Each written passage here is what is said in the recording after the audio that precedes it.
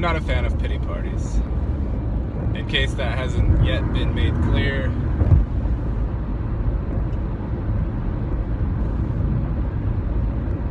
I'm not a fan.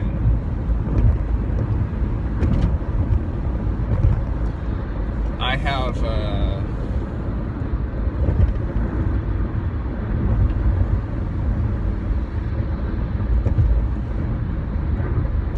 have much experience with pity parties.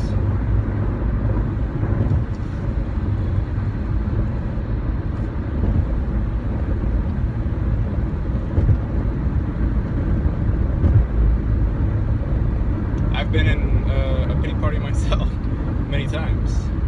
This is why I understand very clearly my stance on it.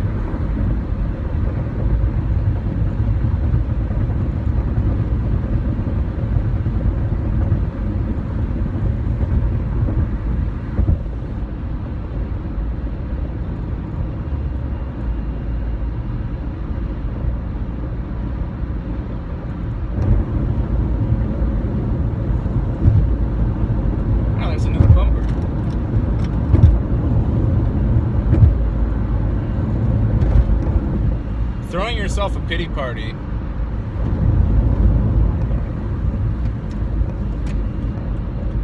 is probably the single most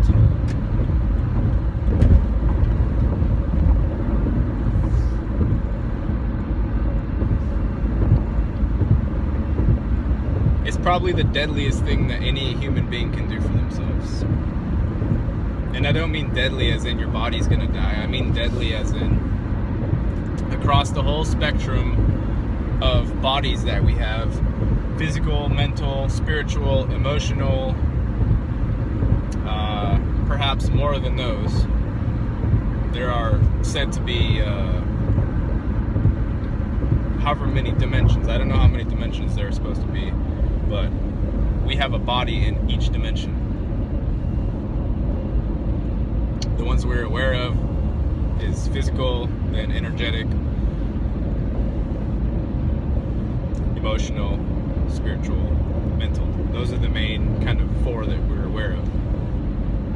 Throwing yourself a pity party is the most harmful across the board for all of those bodies.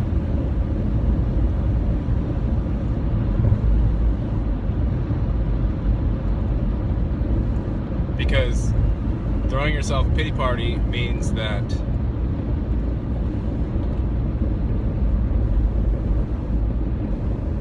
it's so many things. Like that mindset is comprehensive. It's a comprehensive defense to bad habits, defense to any what would be helpful criticism, which you can't see when you're in self-pity mode.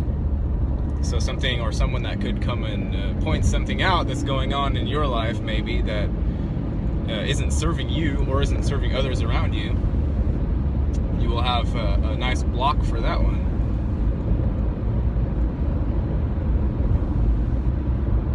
It also puts you in special mode. I'm special because of my circumstances. More special than you if you were in these circumstances.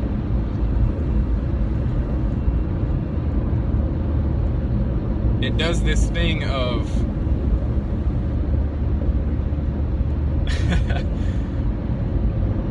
essentially it's trying to say that the truth, and to me it's truth, that there's always someone worse off than you and there's always someone better off than you. It's saying that that truth is a falsity or a falsehood.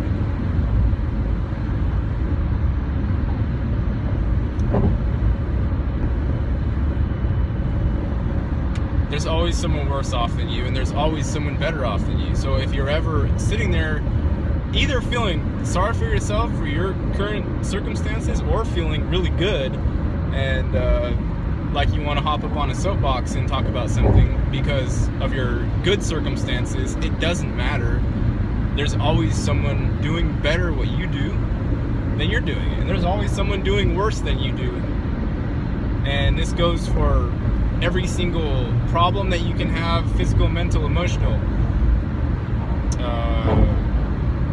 spiritual, energetic. If you sit there and throw a pity party, you are cementing yourself into those patterns. You're making excuses for them. You're offsetting blame for those problems. You're not looking at yourself. You're not looking at your particular involvement in whatever circumstances you may have found yourself in. And to look at yourself, to take self-responsibility, to acknowledge your role in where you currently find yourself in life. If you can't do that, you're going to be in this pattern until you can do that. You will. I know this from I bear witness to certain situations.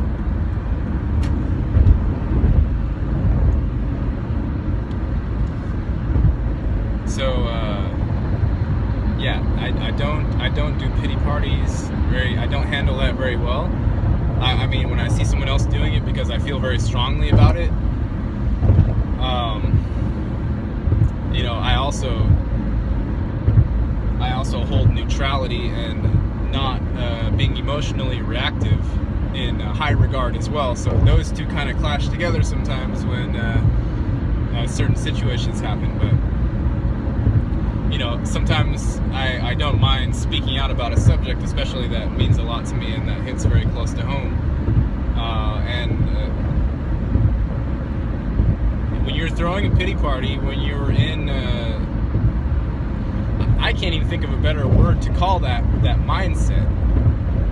Feeling sorry for yourself, feeling sorry for yourself. It's a bad thing. Even when I was in AA, they talked about the same thing. You know, they were always making jokes and cracking jokes at people about feeling special. You know, like that was a running joke, is that someone in there would, you know, they'd get on their little high horse and their story time, and they'd start talking about you know, their pity party, and then, you know, someone else would pipe up and he'd be like, "Oh, you're really special, aren't you?" You know, and then they would just realize what they're doing, and they'd kind of like sheepishly grin, and they would hop off the soapbox. Because it's fine to be on the soapbox, that you're allowed to do that, but you're impeding all personal growth from yourself, and you're also putting nice blinders on so you can't see anything of your situation. You certainly can't see very much of it. That's my, yeah. This was a bit of a rant video, so pity parties. Take care, people. Bye.